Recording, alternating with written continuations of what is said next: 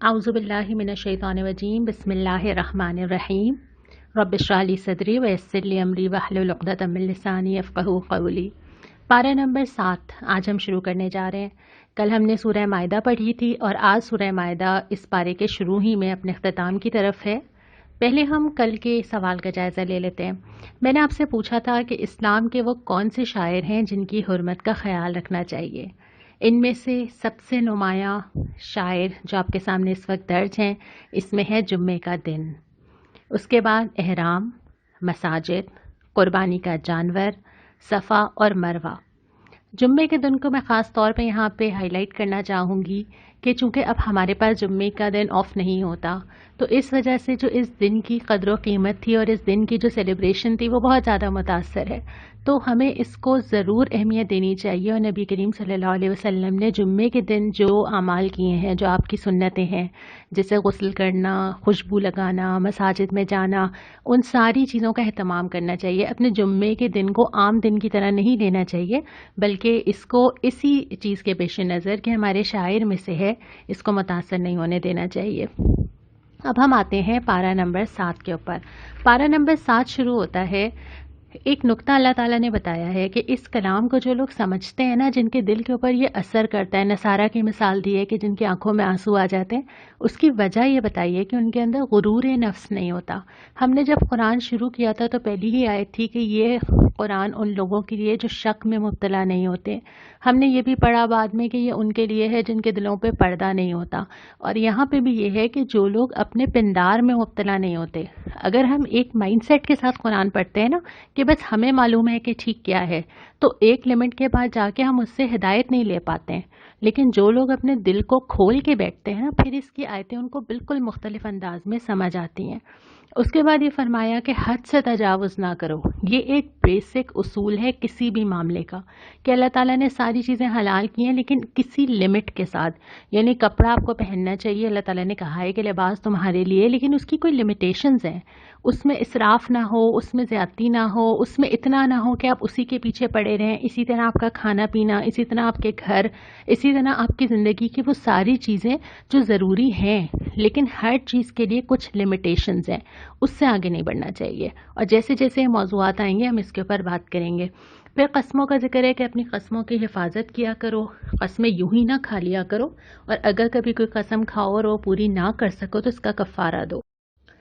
اس کے بعد پھر ان چیزوں کا ذکر ہے جو شیطانی کام ہے، یعنی شراب، جوا، آستانے، پانسے، فال کا نکلوا لینا، مستقبل کا معلوم کرنا، بیٹھے بٹھائے مال حاصل کرنے کے لیے جوئے میں لگ جانا، یہ ساری چیزیں شیطان کی طرف سے ہیں۔ پھر فرمایا کہ احرام کی حالت میں شکار نہ کرو، یعنی تمہاری طرف سے ہر زمین پہ امن کا پیغام جائے۔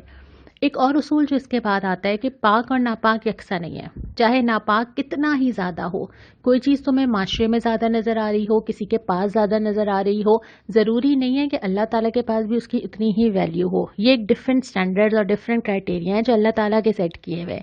اگر کوئی ناپاک چیز ہے، اگر وہ ناپاک طریقے سے، حرام طریقے سے حاصل کیا ہوا مال ہے، وہ بہت زیادہ ہی کیوں نہ ہو، اللہ کے لیے وہ چند پیسے قیمتی ہوں گے جو حلال طریقے سے کمائے گئے ہوں گے۔ اسی طرح اللہ کے لیے خرچ کیا جائے گا، بہت سارا خرچ کر دیا گیا لیکن احسان جتا کے، نمائش کے لیے، کسی بھی وجہ سے نیت ٹھیک نہیں تھی، تو اللہ تعالیٰ کے لیے وہ اتنا اہم نہیں ہے۔ اس کے برعکس کسی ایسے انسان کا تھوڑا سا خرچ جو وہ اپنی استطاعت سے بڑھ کے کر رہا ہو، جو وہ صرف اللہ کو راضی کرنے کے لیے کر رہا ہو، وہ اللہ کے لیے زیادہ ضروری ہے۔ تو کسی چیز کا زیادہ ہونا یہ اللہ کے لیے کوئی اہمیت نہیں رکھتا، کسی چیز کا خالص ہونا رکھتا ہے۔ اس کے بعد ایک اور چیز آئی ہے کہ تم اپنی فکر کرو، کسی دوسروں کی گمراہی سے تمہیں کچھ نہیں ہوگا۔ اچھا، اس کی ایک غلط فہمی تو یہ ہو سکتی ہے کہ جو کر رہا ہے وہ کرتا ہی رہے، لیکن ہم نے چونکہ قرآن پہلے سے ہم پڑھتے چلے آ رہے ہیں کہ تم بہترین امت ہو جسے لوگوں کی اصلاح کے لیے لایا گیا، نیکی کا حکم دو، برائی سے روکو، تو یہ غلط فہمی تو ہمیں نہیں ہو سکتی۔ مقصد کہنے کا یہ ہے کہ ہم یہ نہ کہیں کہ ہماری زندگی میں جو گناہ ہو رہے ہیں، ہم اللہ کے راستے سے جو بھٹک رہے ہیں، ہم دوسروں کو بلیم کرنا شروع کر دیں۔ ہم یہ سمجھیں کہ اس کی وجہ سے، اس کی وجہ سے، اس کی وجہ سے۔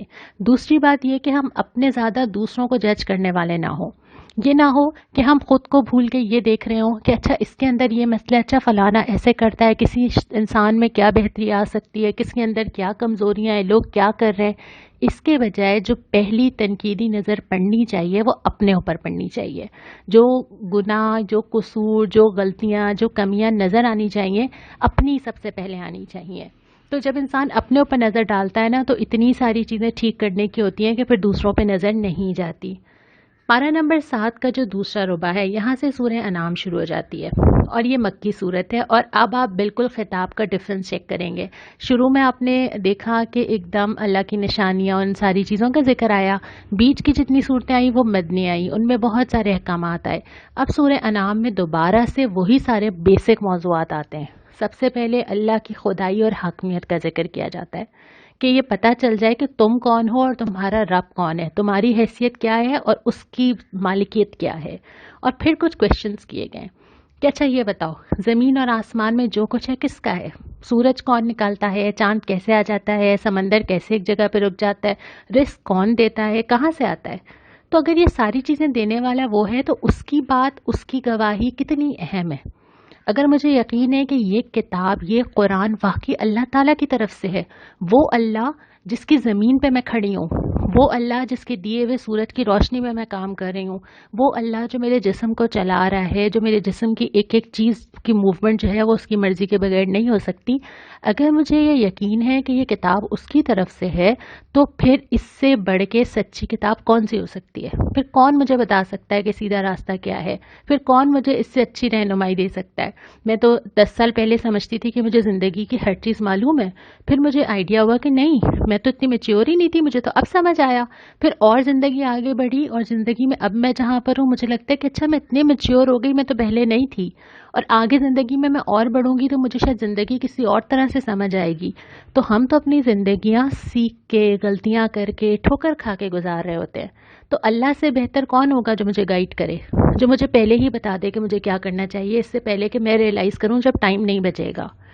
اسی لیے پھر بعد میں فرمایا کہ جب یہ اپنے رب کے سامنے کھڑے کر دیے جائیں گے، جب پہنچ جائیں گے نا تو ایک چیز یہ ریئلائز کریں گے کہ دنیا کی زندگی تو صرف کھیل تھی، ایکچوئل نہیں تھی وہ زندگی. اور اس وقت جب ہم گھروں کے اندر ہیں تو کتنی چیزیں ایسی ہیں جو صرف ٹائم پاسنگ تھیں، جو اب زندگی کا حصہ نہیں ہے اور زندگی اچھی گزر ہی رہی ہے. اور دوسری چیز یہ ہوگی کہ وہ کہیں گے کہ تھوڑا سا وقت مل جائے، پھر واپس چلے جائیں، تھوڑا سا وقت مل جائے. اور پھر جب تیسرے ربع کی طرف آتے ہیں تو پھر نبی کریم صلی اللہ علیہ وسلم کو یہ تسلی دی جاتی ہے کہ یہ جو حالات ہیں نا، اس میں حق بھی ہوگا، اس میں باطل بھی ہوگا، اس میں مشکلات بھی آئیں گی، اس میں کبھی باطل اوپر جاتا ہوا نظر آئے گا، کبھی اہل حق پریشان ہوں گے، کبھی تکلیف اٹھائیں گے. یہ کوئی نئی چیز نہیں ہے اور یہ اللہ تعالیٰ کی سنت ہے اور یہ ایسے ہی ہونا ہے کیونکہ اللہ تعالیٰ نے اسی چھلنی سے آپ سب کو چھانٹنا ہے. ہم نے اس سے پہلے ہی پڑھا تھا کہ اللہ تمہیں کبھی اس طرح نہیں رہنے دے گا کہ جو لوگ نیکی پر ہیں اور جو لوگ برائی پر ہیں سب مکس ہو جائیں، بلکہ اللہ تعالیٰ حالات سے چھانٹتا ہے، سب کا طرز عمل چیک کرتا ہے. تو یہ والی کشمکش تو چلے گی اور اسی میں سے اللہ تعالیٰ سب کے رویے دیکھے گا. پھر فرمایا کہ اللہ کی نشانیاں زمین اور آسمان میں بکھری ہوئی ہیں. بہت ساری مثالیں دی کہ جہاں دیکھو اللہ کی نشانی نظر آئے گی. اور سوال یہ کیا ہے کہ جب تمہارے اوپر مصیبت آتی ہے تم کس کو پکارتے ہو؟ واقعتاً میں خود بھی یہ سوچ رہی تھی کہ جب ہم ہاسپٹلز میں ہوتے ہیں، خود اللہ نہ کرے کہ ہم کبھی ایسی کنڈیشن میں جائیں، لیکن اگر آپ ICU کے پیشنٹس ہوتے ہیں، ان کے جو ریلیٹیوز باہر بیٹھتے ہیں، کیا کر رہے ہوتے ہیں؟ قرآن، نماز، دعا. یا کوئی پرابلم ہمارے اوپر ایسی آ جاتی ہے تو ہمیں فوراً کون سا درد سمجھ آتا ہے. اور کبھی کبھی ایسا ہوتا ہے جیسے آج کل ہمیں نہیں سمجھ آتا کہ کسی انسان کے پاس کوئی ویکسین نہیں ہے، کوئی علاج نہیں ہے، کوئی دوائی نہیں ہے. کون ہے جس کو تم پکار سکتے ہو؟ صرف اللہ. اور اس کے بعد پھر سوال ایک اور بھی کیا ہے کہ اگر اللہ تمہارے دل پہ مہر لگا دے اور اگر اللہ تمہیں قرآن سننے کی توفیق نہ دے، اللہ ہدایت نہ دے، اللہ اپنے سامنے جھکنے اور دعا کرنے کی بھی توفیق نہ دے، تو کہاں جاؤ گے؟ کون دور کرے گا؟ ہاں، اللہ تعالیٰ نے دلوں سے مہر ہٹانے کے لیے، دلوں کی سختی کو دور کرنے کے لیے کچھ چیزوں کے بارے میں بتایا ہے کہ کچھ اعمال ایسے ہیں جس کو انسان کرتا رہے تاکہ اس کا دل سخت نہ ہونے پائے. آپ یقیناً ان کے بارے میں جانتے ہوں گے.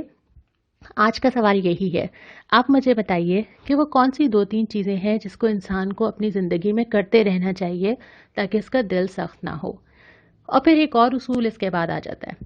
لوگ تو ایک دوسرے کے لیے آزمائش ہے، ہر انسان ایک دوسرے کے لیے آزمائش ہے، کیونکہ ہم سب کے مزاج مختلف ہیں، ہم سب کی پریورٹیز مختلف ہیں.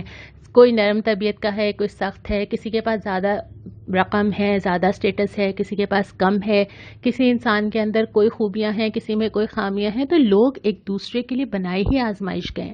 اگر غریب کے لیے امیر آزمائش ہے جس کو دیکھ کے اس کے دل کے اندر شاید حسرت پیدا ہوتی ہو، اسی طرح امیر کے لیے غریب آزمائش ہے کہ اس کے سامنے ایک شخص موجود ہے جو اس کی مدد کا ضرورت مند ہے لیکن وہ اس کو مدد نہیں دے رہا.